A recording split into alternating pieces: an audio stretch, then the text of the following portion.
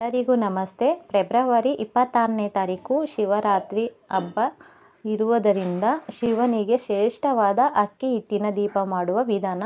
ಇಲ್ಲಿ ನಾನು 1 ಕಪ್ಪು ಅಕ್ಕಿ ಹಿಟ್ಟನ್ನ ತಗೊಂಡಿದ್ದೀನಿ. ತುಂಬ ನೈಸ್ಗಿದೆ ಅಕ್ಕಿ ಹಿಟ್ಟು.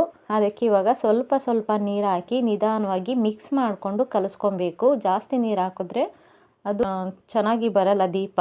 ಅದರಿಂದ ಸ್ವಲ್ಪ ನೀರು ಹಾಕ್ಕೊಂಡು ಗಟ್ಟಿಯಾಗಿ ಕಲಿಸ್ಕೊಬೇಕು.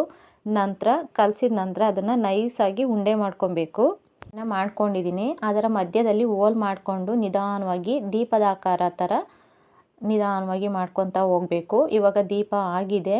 ನಂತರ ವಿಭೂತಿ, ಅರಿಶಿನ, ಕುಂಕುಮ ಮತ್ತು ಶ್ರೀಗಂಧ ಇಷ್ಟನ್ನು ಕೂಡ ಮಿಕ್ಸ್ ಮಾಡಿಕೊಂಡು ಆ ದೀಪಕ್ಕೆ ಹಚ್ಚಬೇಕು.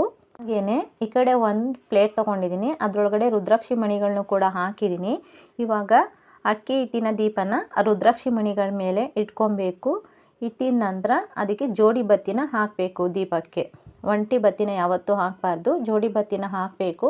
ಹಾಕಿದ ನಂತರ ಎಳ್ಳೆಣ್ಣೆಯಲ್ಲಿ ದೀಪ ಹಚ್ಚಿದ್ರೆ ತುಂಬ ಒಳ್ಳೆಯದು ಅವತ್ತಿನ ದಿನ. ಇವಾಗ ನಾನು ಇಲ್ಲಿ ಎಳ್ಳೆಣ್ಣೆನ ಹಾಕಿದ್ದೀನಿ.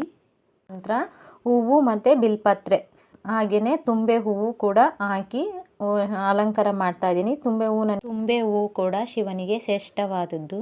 ಅಲಂಕಾರ ಮಾಡ್ತಾ ಇದ್ದೀನಿ. ಇವಾಗ ಶಿವನ ಪ್ರಾರ್ಥನೆ ಮಾಡ್ಕೊಳ್ತಾ ಗಂಧದ ಕಡ್ಡಿಲಿ ದೀಪನ ಹಚ್ಚಬೇಕು.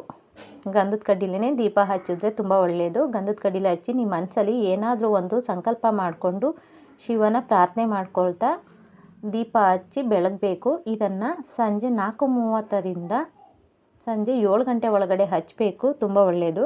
ಪೂಜೆ ಎಲ್ಲ ಮುಗಿದ ನಂತರ ದೀಪನ ಮಾರನೇ ಬೆಳಗ್ಗೆ ಗಿಡದ ಹತ್ರ ಹಾಕಿ, ಇಲ್ಲ ಅಂತ ಹೇಳಿದ್ರೆ ಅದನ್ನು ನೀರೊಳಗಡೆ ಹಾಕಿ ಅದನ್ನು ಕರಗಿಸಿ ಗಿಡಕ್ಕೆ ಊದ್ರೂ ಒಳ್ಳೆಯದು.